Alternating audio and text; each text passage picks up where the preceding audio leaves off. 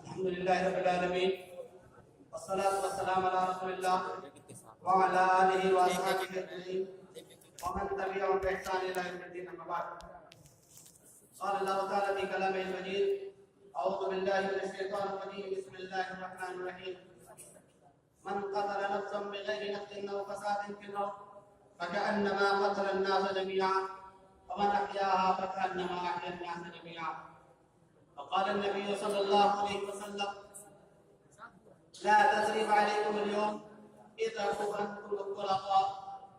صدر محترم حکم صاحبان اور معزز سامعین کرام، آج کے کچھ پرفتن دور میں جہاں قتل و غارت گری اپنی زور پکڑ رہی ہے، جہاں پر بچوں کا قتل عام ایک معمولی سی چیز ہے، ایسے ماحول میں اس تعلیم کو اجاگر کرنا ضروری ہے کہ جس نے اس دنیا کو ظلم و بھربھریت کو تاریکی سے بھری دنیا کو وہ پیغام دیا، عرب کے گفتگو کو وہ پیغام دیا جو زندگی جینا نہیں جانتے تھے، بلکہ ان لوگوں نے اسلام قبول کرنے کے بعد میں مثال زندگی جینا شروع کر دیا.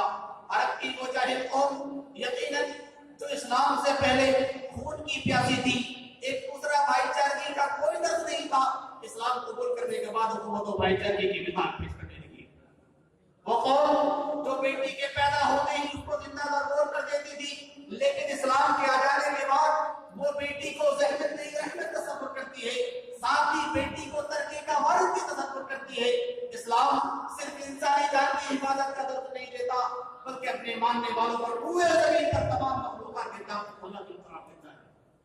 یہی وجہ ہے کہ اسلام نے کبھی تشدد اور عدم رواداری کا درس دینا تو درکنار، کبھی بھی تشدد کی موافقت بھی نہیں کی ہے.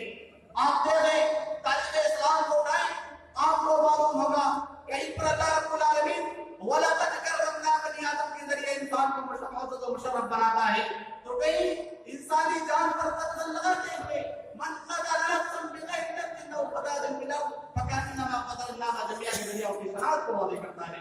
اسی طریقے سے ایک انسان کی حفاظت کو پوری کائنات کی حفاظت قرار دے کر وَمَنْ أَحْيَاهَا فَكَأَنَّمَا أَحْيَا النَّاسَ جَمِيعًا کا فرمان جاری کرتا ہے. لیکن اگر کوئی قتل کرتا ہے تو اس کی سزا کو فَجَزَاؤُهُ جَهَنَّمُ خَالِدًا فِيهَا وَغَضِبَ اللَّهُ عَلَيْهِ وَلَعَنَهُ وَأَعَدَّ لَهُ عَذَابًا عَظِيمًا کے ذریعے 4 سزا کو مستحق دیتا ہے.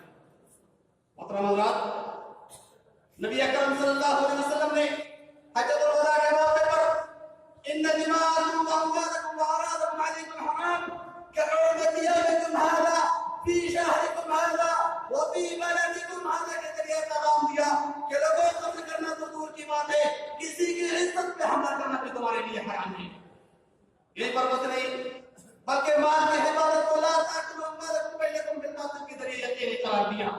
اور اسی کے ساتھ ساتھ نبی اکرم صلی اللہ علیہ وسلم کی تعلیم کے مطابق جس طرح اسلام کے اندر مسلمان کی عزت کرنا محترم ہے، اسی طرح غیر مسلم کی عزت کو پامال کرنا بھی حرام ہے.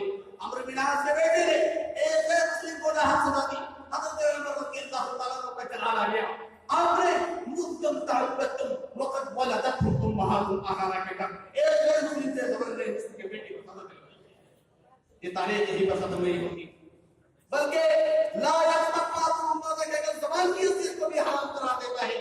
جنگ کے میدان میں ایک عورت مقبول پائی جاتی ہے، اللہ کے نبی صلی اللہ علیہ وسلم کے ساتھ فرماتے ہیں لا یقتلن امرأة ولا اسیرا، مارنے والے کو تنبیہ کر دو آئندہ کسی عورت کو کسی اسیر کو نہ مارے.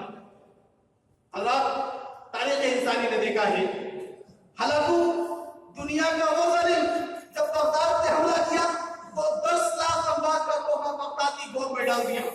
ہٹلر کو کون نہیں جانتا؟ تاریخ انسانی جانتی ہے ان یہودیوں کی سرکشیوں سے. نبی اکرم صلی اللہ علیہ وسلم اور حضرت عمر رضی اللہ تعالیٰ عنہ دونوں نے ان کی سرکشیوں کی بنا پر صرف جلا وطن کیا تھا، لیکن تاریخ انسانی نے اس کو نوٹ کیا کہ آن کی آن میں 60 لاکھ یہودیوں کو قتل کر دیا گیا.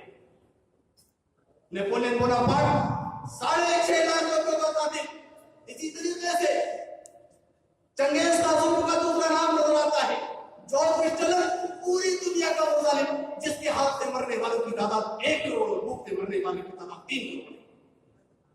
محترم حضرات، اسلام کی یہ تعلیم یقیناً یہ بات واضح کرتی ہے کہ کائنات کے اندر وظائف بہت سارے ہو سکتے ہیں، لیکن تحفظ انسانیت کا واحد نمبردار اگر کوئی ہے تو وہ صرف اسلام ہے. لہذا اللہ کے نبی صلی اللہ علیہ وسلم نے تحفظ انسانیت کا درس دیتے ہوئے مزید اس بات کی تعلیم دی کہ جنگ کے میدان میں کسی بچے کو نہ مارا جائے. آج دنیا کے سطح پر نصف حصے پر ایسی جگہ موجود ہے جہاں بلا کسی تفریق کے بلا کسی تمیز کے بچوں کا قتل عام کیا جاتا ہے. لیکن نبی اکرم صلی اللہ علیہ وسلم نے لا تقتلوا شجرۃ ولا قلیدا ولا صاحب الثواب کا کر تاریخ انسانی کی وہ مثال قائم کی کہ کائنات اس کو پیش نہیں کر سکتی. یہی پر بس نہیں بلکہ نبی اکرم صلی اللہ علیہ وسلم نے پوری زندگی کے اندر 63 سے زیادہ جنگیں لڑی لیکن فریقین کی مقبولین کی کل تعداد 1284 ہے. اس دنیا میں پہلے جنگ عظیم نے اس دنیا کو 1 کروڑ 39 لاکھ دوسری جنگ عظیم نے 5 کروڑ 48 لاکھ کو کر دیا ہے. صدر علیہ وسلم کہاں تک بیان کروں؟ حقیقت یہ ہے کہ اسلام محافظ انسان تحفظ انسانیت اسلام کا شعار ہے اور امن و شانتی اسلام کا محور ہے. اب آخر میں صرف یہی کہوں گا کچھ اپنی خطائیں ہیں غیروں کا ستم ہے کچھ ظلم بھی ان کا تھا کچھ جرم بھی اپنا تھا. اللہ رب العالمین ہمیں اس کی توفیق ہمیں تحفظ انسانیت کی توفیق عطا فرما. آمین. تقبل یا رب العالمین. السلام علیکم.